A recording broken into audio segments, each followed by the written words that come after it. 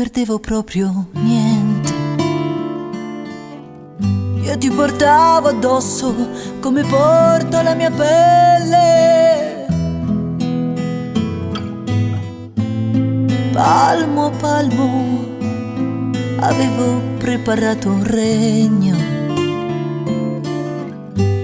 ma dell'amore tuo non mi resta nessun segno.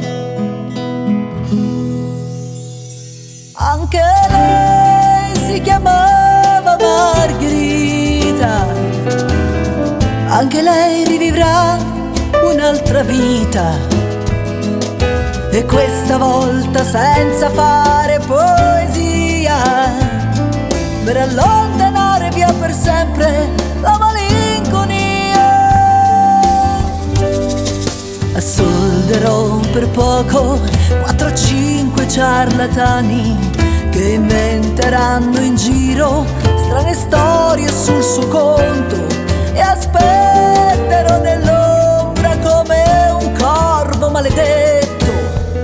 Aspetterò spingendolo che arrivi il suo momento.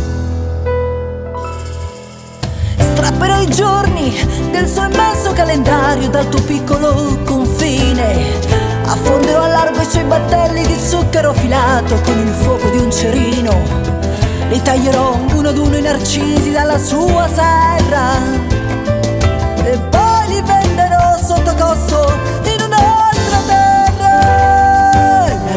La ra la ra la ra la ra la ra la ra la ra la ra la ra la ra la ra la ra la ra la ra, così ti renderà quella corona di regina, e tu potrai invitare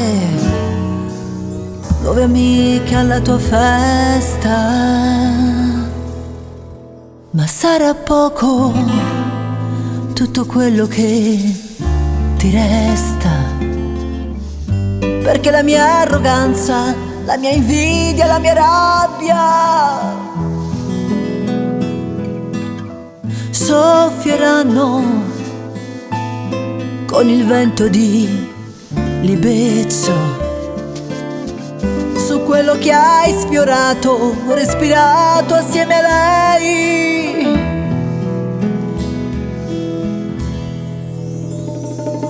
E se tutto questo no, non basterà nemmeno a scalfire un poco del suo fondo tinta, ritenterò finché non l'avrò vinta.